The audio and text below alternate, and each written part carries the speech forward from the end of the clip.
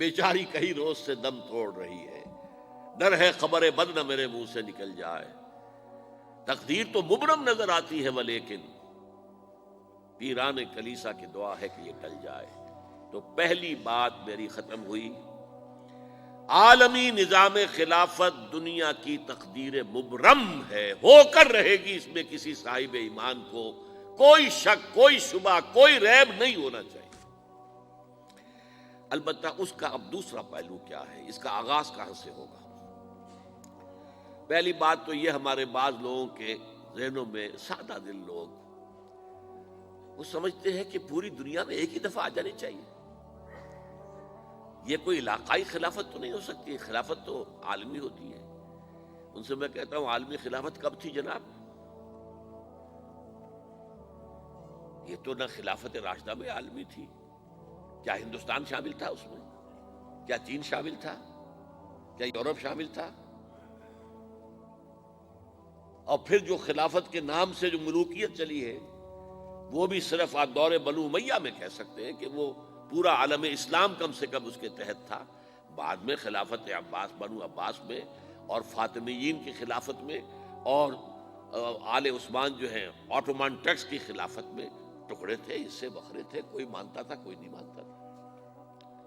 اور سب سے بڑی بات یہ، اگر ایک دم پوری دنیا پر خلافت قائم ہو سکتی تو حضور کے دست مبارک سے ہوتی، لیکن نہیں ہوئی۔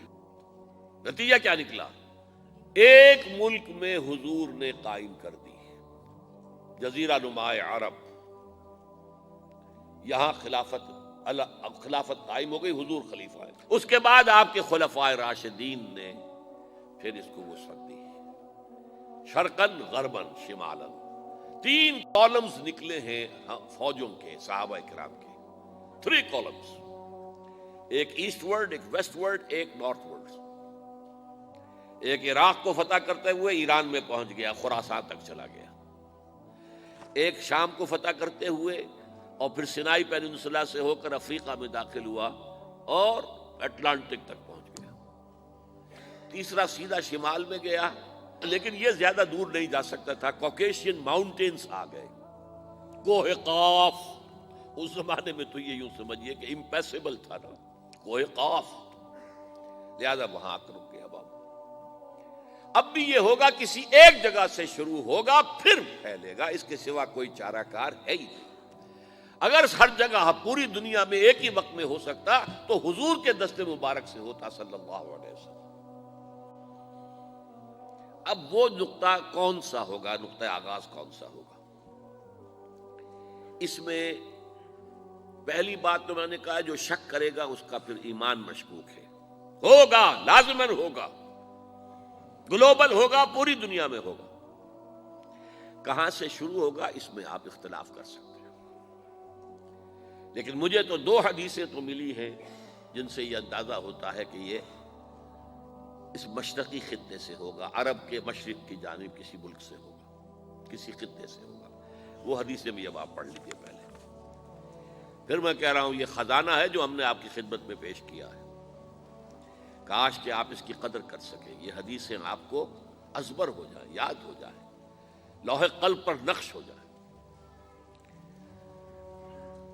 ہندوستان اور خراسان یعنی موجودہ افغانستان کا ذکر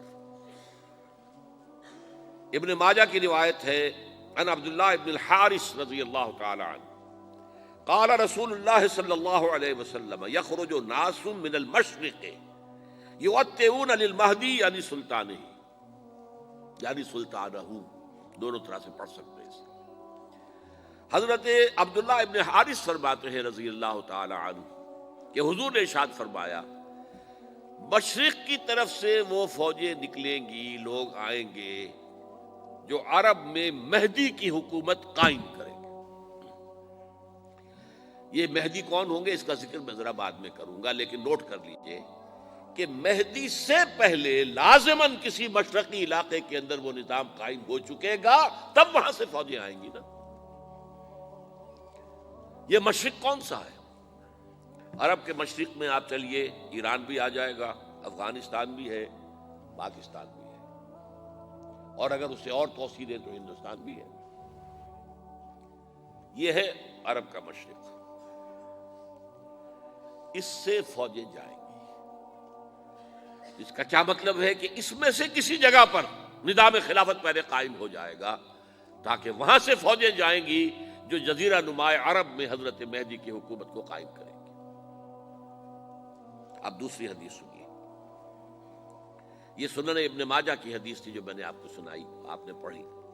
دوسری، عن ابی ہریرہ رضی اللہ تعالی عنہ،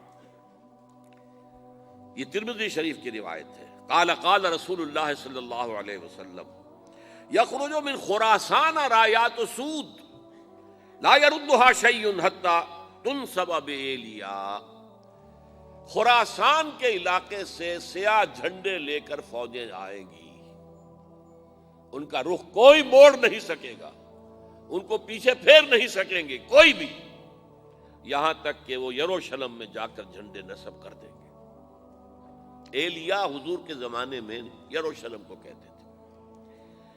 یہ یروشلم تھا جب حضرت سلیمان کی حکومت تھی، اور یہاں پر معبد سلیمانی، ہیکل سلیمانی قائم ہوا، پھر یہ یروشلم ہی رہا ہے تاریخ میں، یہاں تک کہ سن 70 عیسوی میں جب ٹائٹس رومی جنرل نے اس کو گرایا، ختم کیا، سیکنڈ ٹیمپل گرا دیا، اور یہاں سے یہودیوں کو کہا نکل جاؤ یہاں سے، کوئی یہودی باقی نہیں رہا، تب بالکل تہو بالا برباد کر دیا۔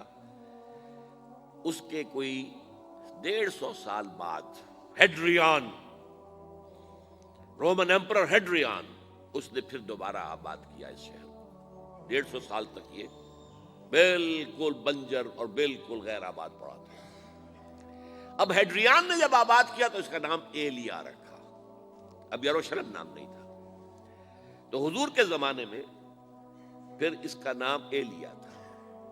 اور اب اس سے کیا معلوم ہو رہا ہے کہ یہ یروشلم مسلمانوں کے قبضے سے اس وقت نکلا ہوا ہوگا، ایک دفعہ پہلے نکلا تھا، سن 1099 عیسوی میں مسلمانوں کے ہاتھ سے نکلا، کروسیڈرز عیسائیوں نے آ کر اس کو قبضے میں کیا، لاکھوں مسلمانوں کو مارا، قتل کیا۔ اس کو 1187 عیسوی میں واپس لیا ہے، کس نے لیا ہے؟